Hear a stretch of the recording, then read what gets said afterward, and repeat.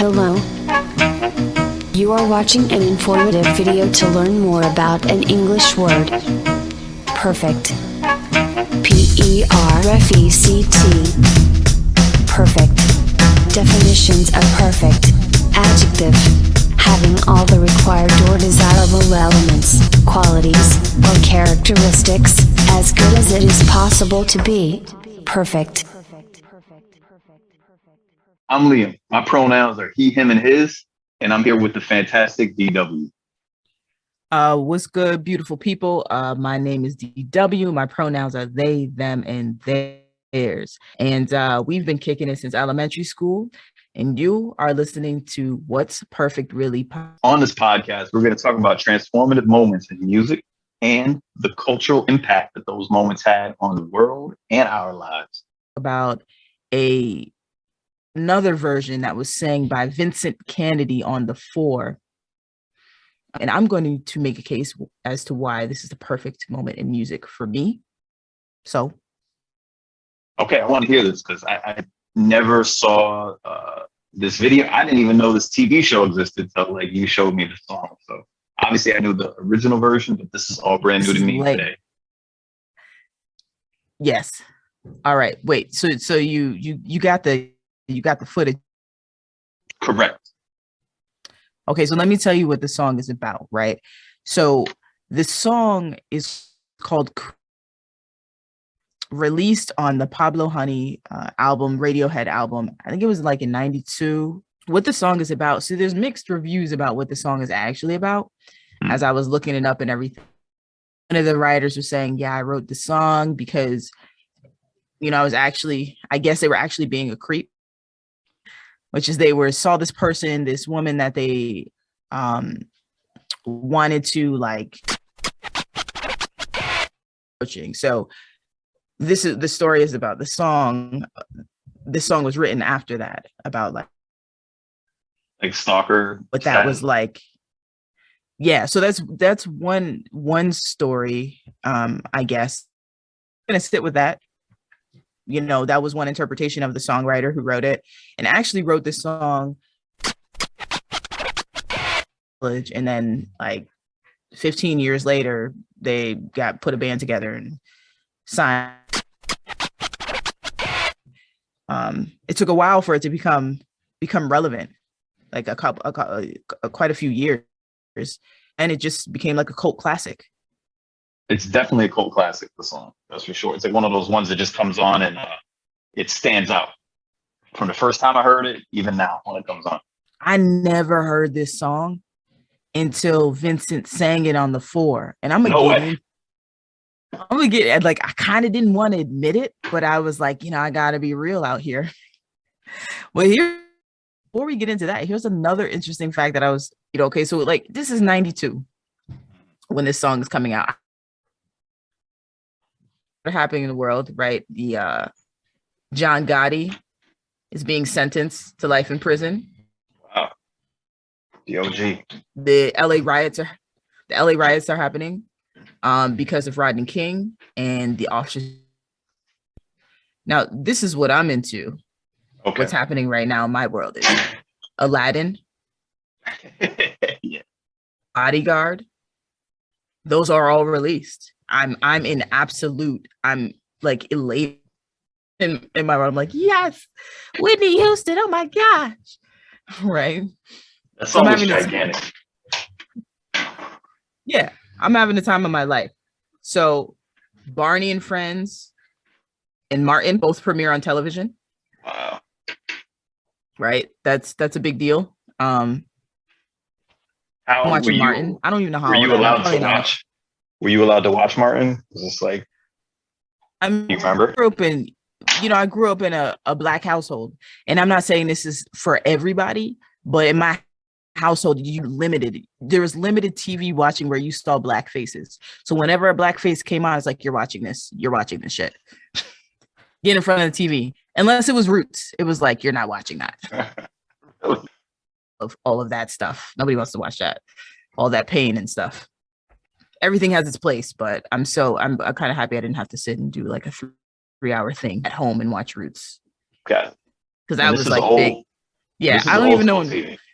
Right. I don't even, but like I remember it was like big in my family. Like this movie's out, OJ Simpson's running, you know, and it was like, telling story because Black stories were not, there was this like golden era too.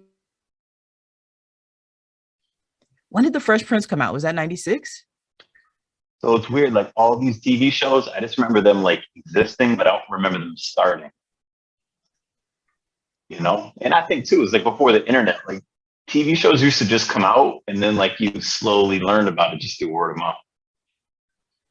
Facts. So I'm watching more, and maybe I don't know if In Living Color crossover with that, but not sure. He premieres The Real World. Wow. I don't know what season this was. Yeah. All like the earliest season I remember is the season with Heather B on it. I don't know. I'm going back, jogging my You know memory. what city it was? What city's Heather B? I don't even know. I could say Seattle. It could have been New York. Okay. I have no idea.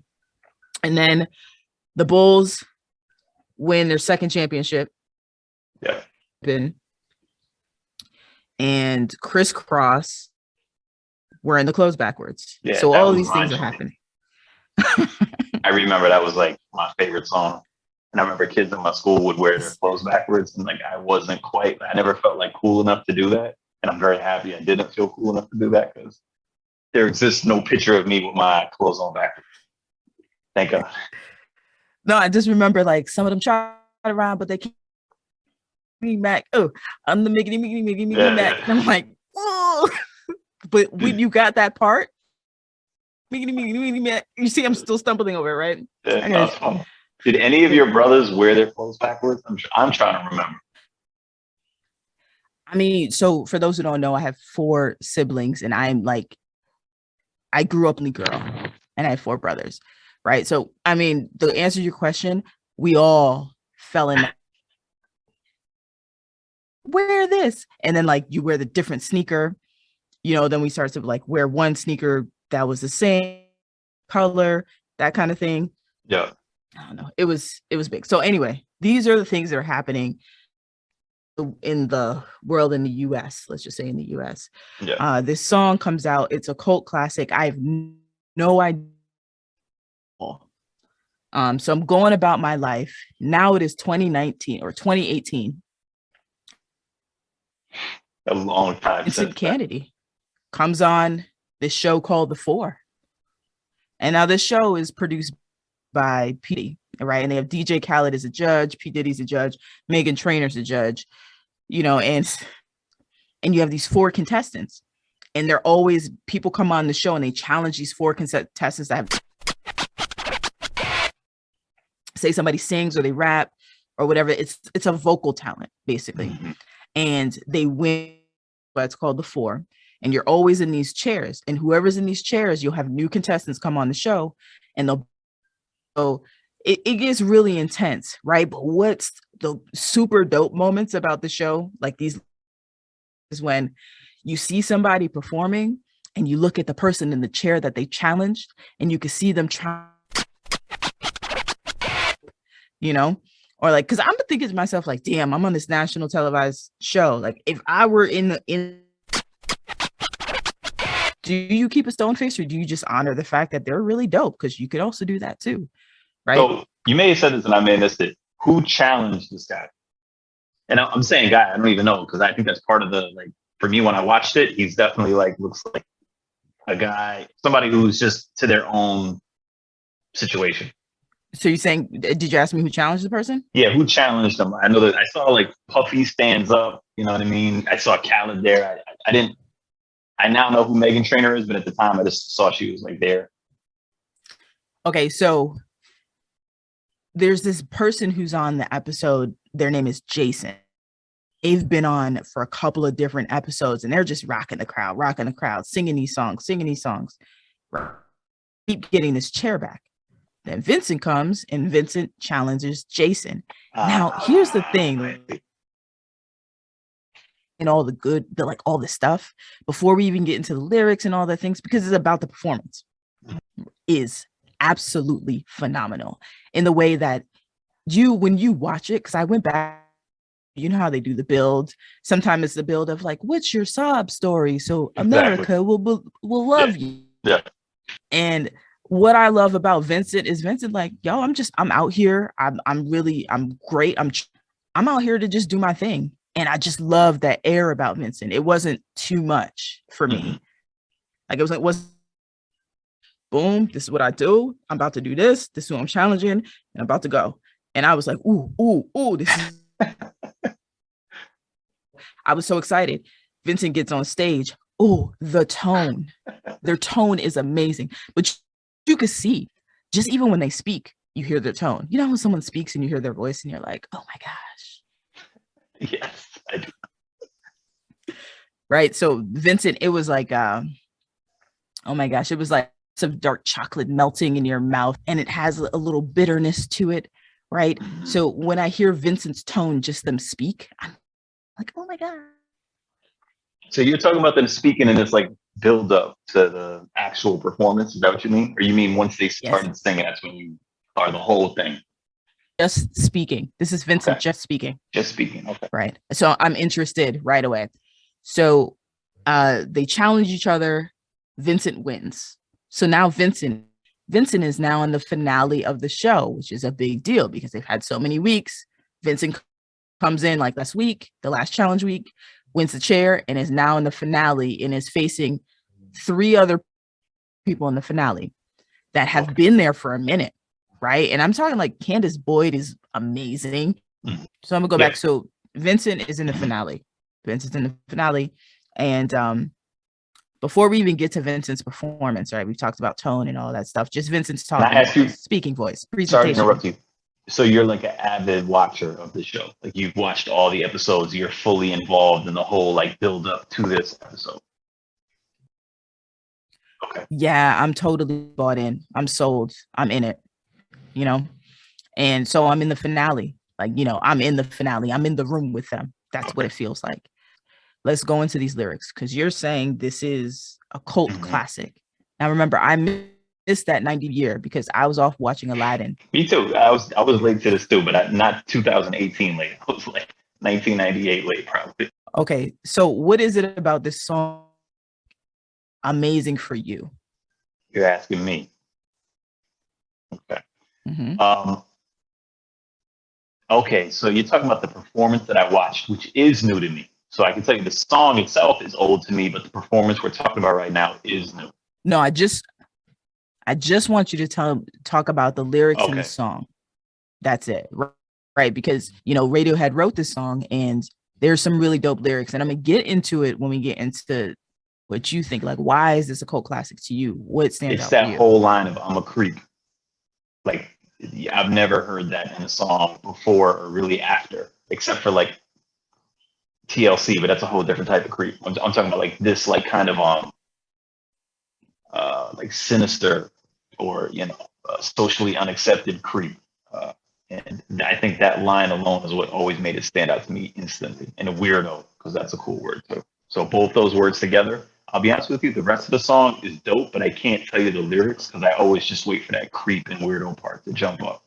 So it's a very unique song. You know, interesting too is that the writer was saying would write to the writer and be like, I really relate to this song. It's an agony, right? The way that it comes across. And then it's when you have the way that they're singing it, right? It seems like there's this agony that's happening. I don't know. That's what I get from the song in the lyrics by itself. But then when I'm like, I'm losing my train of thought. Where was my train of thought? So there's this feeling of, oh gosh, it's this agony. Let me get my thought back, y'all. Where'd it go? Where'd it go? Just creep away. Weirdo. Oh, right. So it's a universal song, right? That's what it gives to me. It's one of those so relatable, I think, to a lot of people. And even when you say creep, it's, you know, maybe I think that when I see it sang in 2018, it means something totally different than when I'm like looking at the lyrics and I see Radiohead sing it.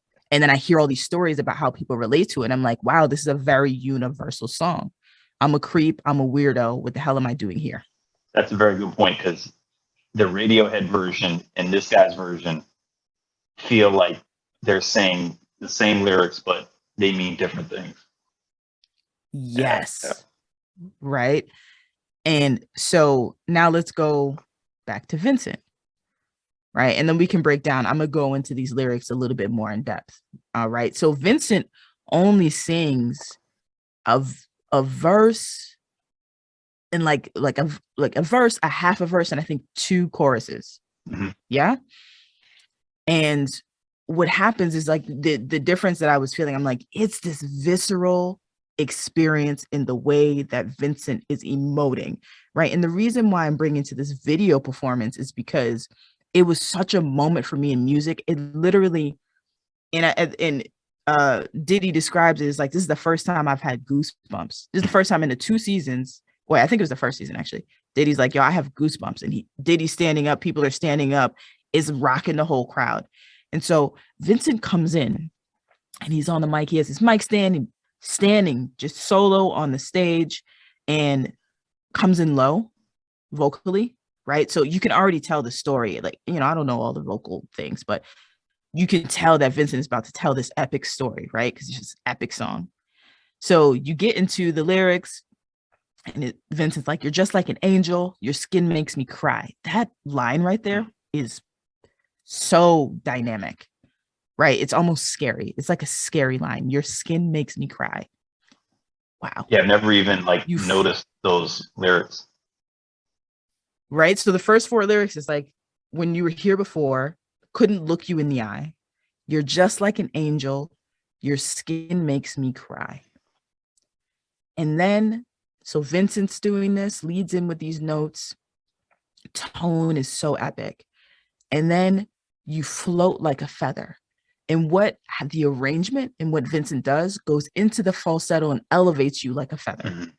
And I'm like, Vincent, you are clever. You are clever, right? Because you get to do what I'm getting is you have some choice over the arrangements. So I'm imagining that what I'm getting is that Vincent is making some of these arrangements, and also the vocal arrangements and how you want to approach the song. So then all of a sudden I'm flying in this performance. Now Vincent is just still on the stage, still tone, like the tone is there, just very in chest, goes into falsetto. And then the next lyric is, in a beautiful world, I wish I was special. You're so, in the lyric, it says very special. I like that it says you're so fucking special, yeah. Right? You're so very special. And it's like this eerie sound that Vincent has. And then it skips to, there's this break in the song and whatever's happening. And then all of a sudden Vincent throws down the mic stand, and it's like super epic, you know, just throws it down, and it's like, I don't care if it hurts. Yeah. I want to have control. I want the perfect body. I want the perfect soul. Mm-hmm. Right. So you get this build, and Vincent's starting to get gritty. Yeah. So let me just phrase this, because for people who don't know the song, you float like a feather in a beautiful world. I wish I was special. You're so fucking special, but I'm a creep. So now we're in the chorus. Okay. The build is happening. I'm a weirdo. What the hell am I doing here? I don't belong here. And this is where the grit starts to come in Vincent's voice. Mm-hmm. I don't care if it hurts. Dramatic pause. When does Puffy stand up? Puffy stands up at one point, and that's like when you can tell she's getting real. This is it. Okay.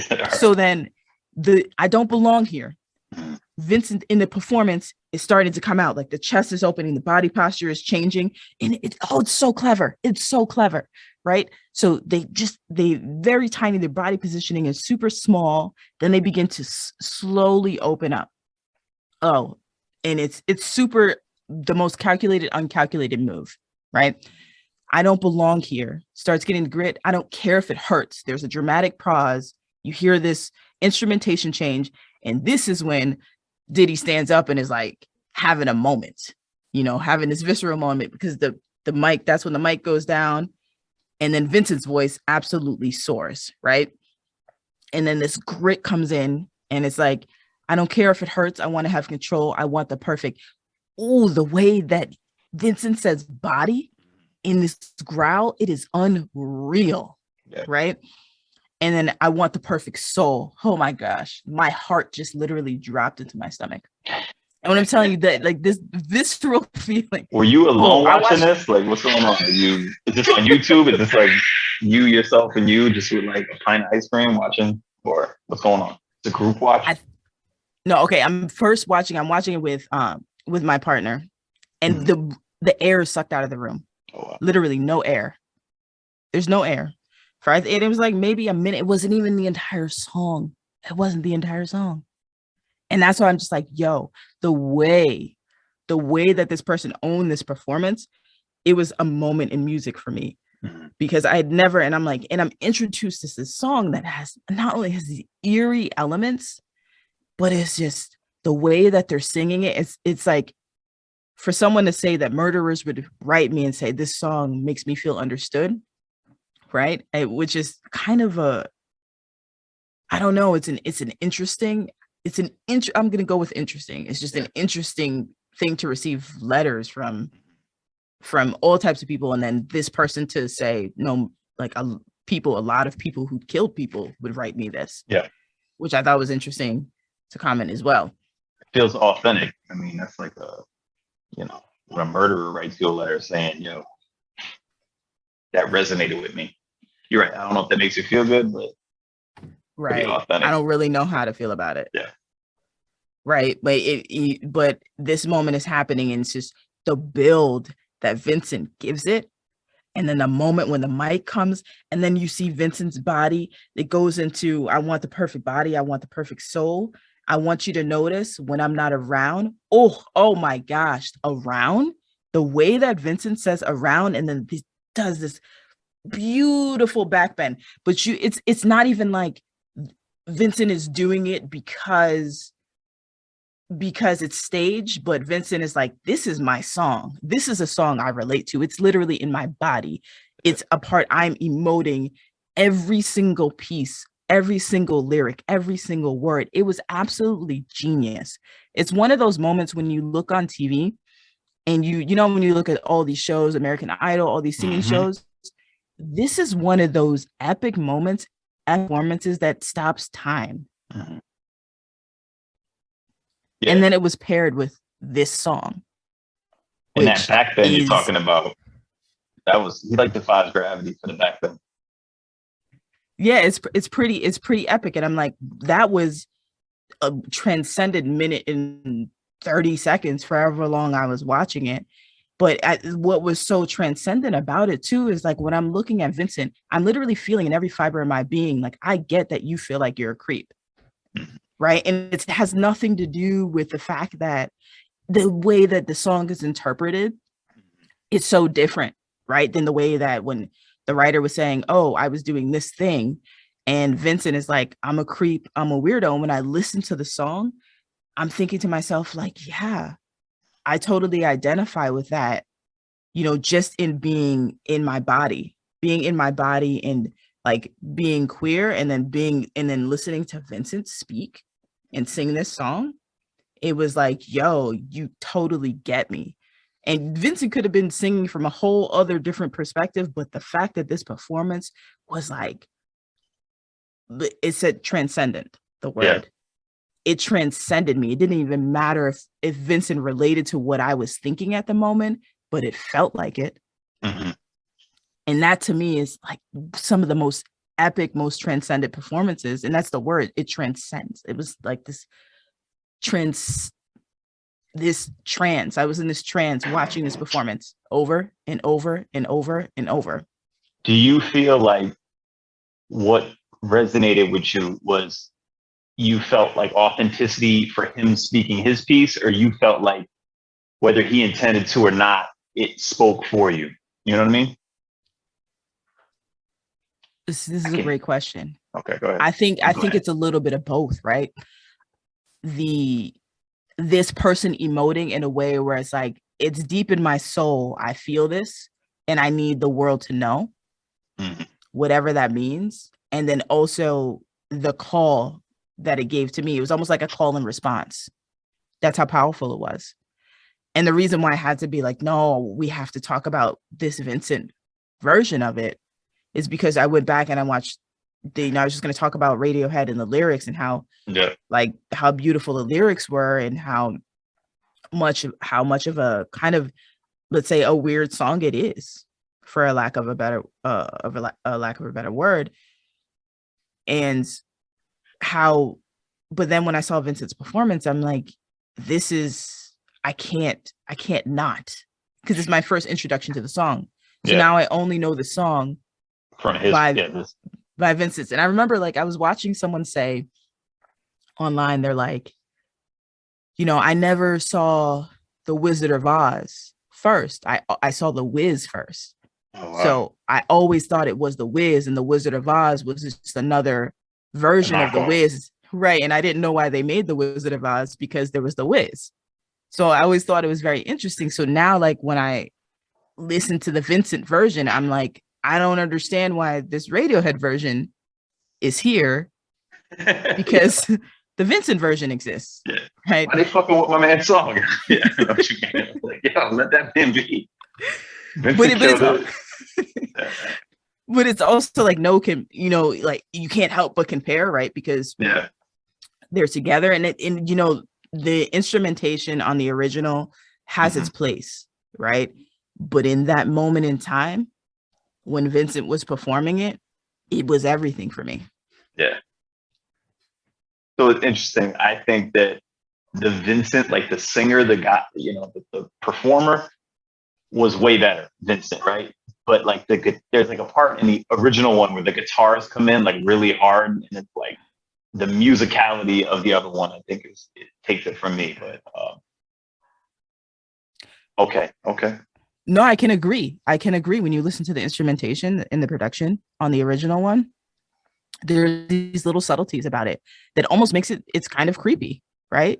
In this euphoric kind of way as well. So it's not, I think listening to both of them, you walk away having, a broader palette. I don't know if that, or more a broader experience.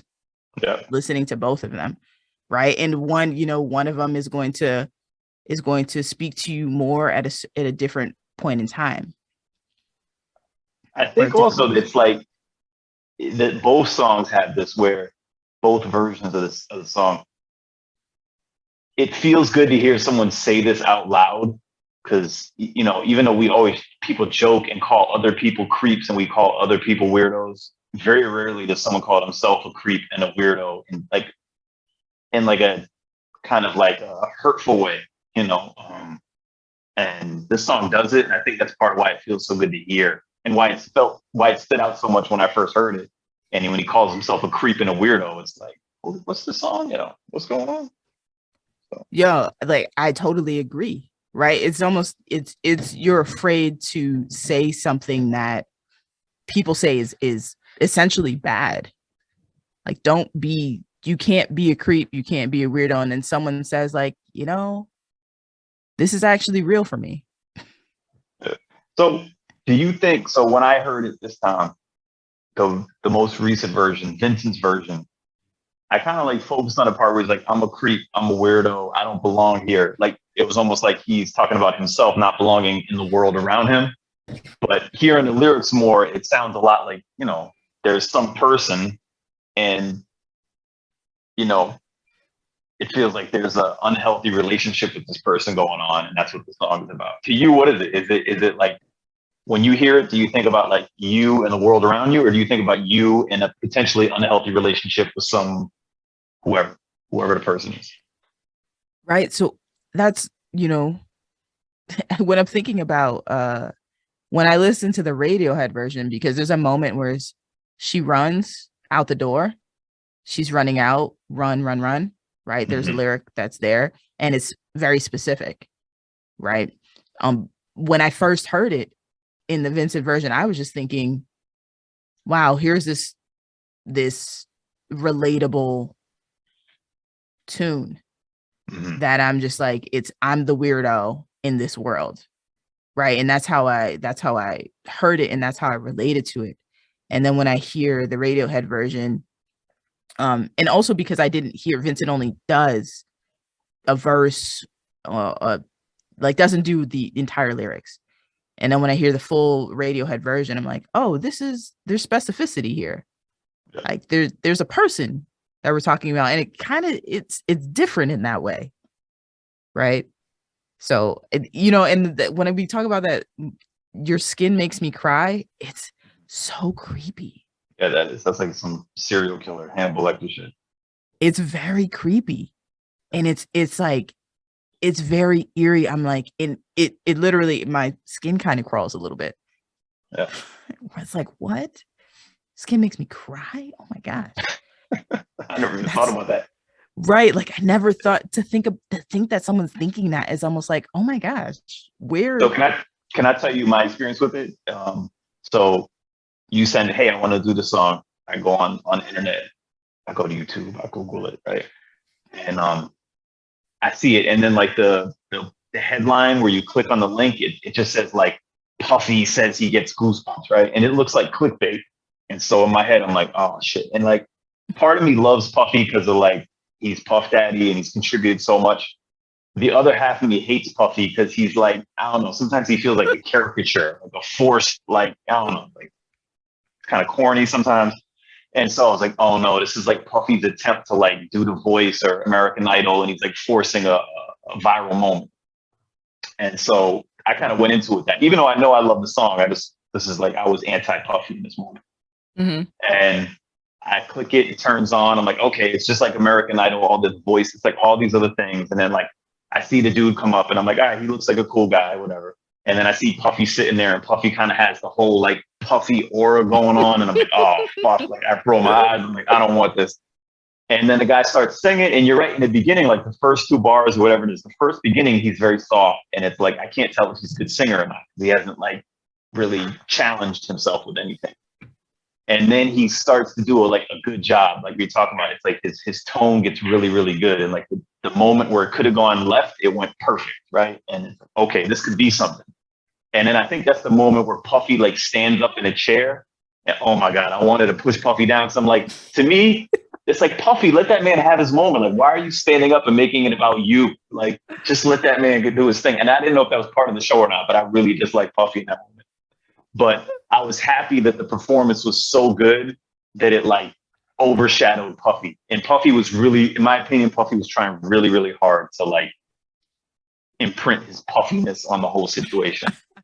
And then Khaled is there, and Khaled's kind of annoying. And so I thought the dude did a phenomenal job to like overcome like the kind of cringiness of like that part of the panel. Yeah, it's interesting because like when you think about like I think you name it, you're right on it when you name it. It's like when I think about the judges, I'm like, okay, and every time I hear Khaled speak, it's always like I only hear "we the best," no matter what Khaled says. It always comes out as "we the best," right? That's all I can hear whenever they speak as a judge. Yeah, so we were just like trashing Puff Daddy basically, and saying how like the guy was able to like save himself from Puff Daddy being cringy. Yeah, so I mean, with the Khaled "we the best" kind of thing, and I think also too, it's very interesting when you talk about the judges, or like we talking about the judges, because it's the thought of like it's a singing show. It's not about anything but the singers, and that moment standing up. But I think it's also arguable too. When you're feeling something, you're feeling it. That's true. And maybe that's why I have a tough time. I have a tough time telling if Puffy's being totally genuine in a certain moment, or he's doing this kind of like, Puff Daddy personality thing. When I can't tell, I get upset.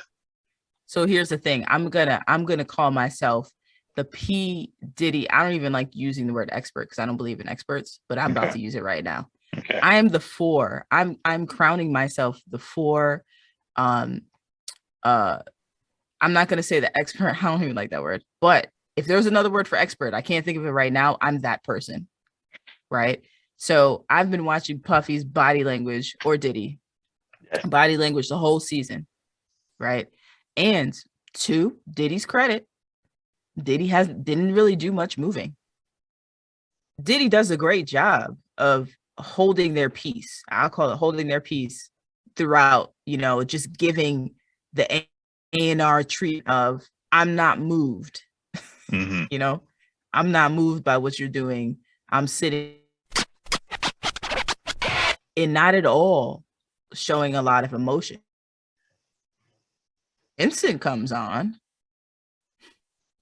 I see in there, I'm like, oh, this seems like it's pretty real. Diddy stands up. I don't think I've seen Diddy stand up. I've seen Diddy say stuff from there, but Diddy stood up on this one. Okay.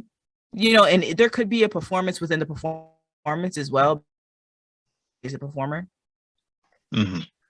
So I get where you're coming from as well, but that was the moment when I'm thinking about that season and me, an observation, careful observation of course, my own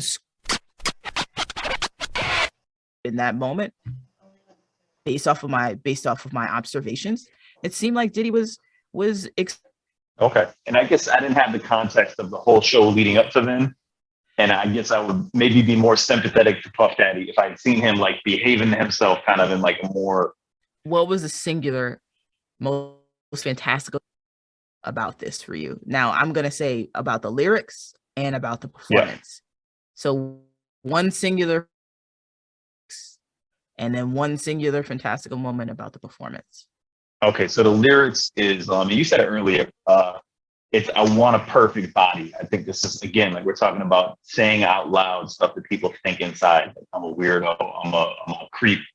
And then the whole thing, I want a perfect body. Like, at some level, we're all vain in different areas of a life. And that's a very like blunt way to put that feeling. Like there's no fluff around it. There's no kind of like, oh, I'm trying to like work on myself and like, keep my range of motion good. Like there's no what are those things called? Like, the wings that you wear in a pool to make something easier. There's no training wheels on his statement. It's like, I'm going right to the statement. So lyrically, that's it. And then the performance-wise, to me, it's a no-brainer. It's when he does that bend, that backwards bend. I don't even know how you do that. Like, I mean, he goes all the way back. Yeah, no, way back. So those are my two moments. When I look at the lyrics, man, it's so interesting when you say, I want a perfect body. And then it's like, right. So I'm just connecting those two. But the moment for me in the lyrics was the creepiest. I think it's personification, right? Your skin makes me cry. So personifying the skin, right? I think so, y'all. Your skin makes me cry. That for me is such an epic little bar, right? It's creepy. It's eerie. It's descriptive. It makes my skin crawl a little bit because it's so right in there. It's kind of the same thought of like, I want a perfect body. It's right on the nose. Yeah. And so for me, that lyric it does something. It creates this body kind of experience. It's uncomfortable for me. And sometimes uncomfortable is I like that in art. So your skin makes me cry is definitely the lyric where I'm like, whoo. Moment. Clearly, I'm a fan of Vincent. Oh, absolutely. The moment for me is the growl when Vincent goes in, and it's interesting because it's on the same word. I want perfect body, and the way that Vincent growls on that, and then the way that matches by soul, in the way that it's kind of soothing. I want a perfect body, and it gets deep, like in the chest or where growl comes from. And then the very next note is I want the perfect soul, and the way that it's extended on that, I'm like, oh my gosh, the emotion that is built into that, into those two lines is quite amazing. It's so amazing. So those two moments, the lyric right here and and the performance of those other lyrics was fantastic. Let me ask you, and I don't know if you know this. So like, I only have this clip to go from. So I think he identifies as a guy. He has like blonde hair. I don't know if you were able to read more into potentially what he was trying to get at when he was singing the song. I think our whole conversation has been how it impacted you. Did you get any kind of inkling as to maybe exactly what he was going for? Like, I don't know if I hate to stereotype him in the sense he has like blonde hair and he's kind of has a very like unique dress I'm not style. sure. Besides, Is he queer? Like, Is there something going on that I don't know? World, we give everybody style. Like, our imagination is off the hook. So I also think everybody's queer. There's a queer aesthetic about everybody, whether we want to move into it and think about it wherever. But stylistically, I can think whatever I want to think and have all these judgments and stereotypes, but I want to leave it at just the music, right? And the style, and not make it about what I think how I think this person is walking in the world, because the art that's here for me, spectacular, that I don't even want to trivialize it. And I'm not saying that you're trivializing it, but I'm saying that I don't want to hide the fact that this person is delivering a stunning performance. Yes. It's a stunning, right? So I don't know if that answers your question, but that's my answer. And I guess that's maybe a little bit of what's dope about his performance. Like, even as I'm trying to like put him in a box and like, oh, this must be about this. Like, I can't do it. Like but I also now think too, I still don't know, like, you find yourself putting people in boxes in at all. And maybe that's a great job by him. Like, why does there have to be a categorization, right? It doesn't make us comfortable being somebody in a box, so we know where we stand in comparison to them. Like that's my question too. Why do you have to put this person in the box? Maybe there is no box. No, I agree totally with your sentiment. That thing like in the Matrix. You ever seen the Matrix? I have, yeah. Not any of the new ones. I just seen the old one. It's the old one. To see the Oracle. Yep. And then you see the kids sitting there bending the spoon. Yeah. And then the kid said something like, the trick is to know that there is no spoon.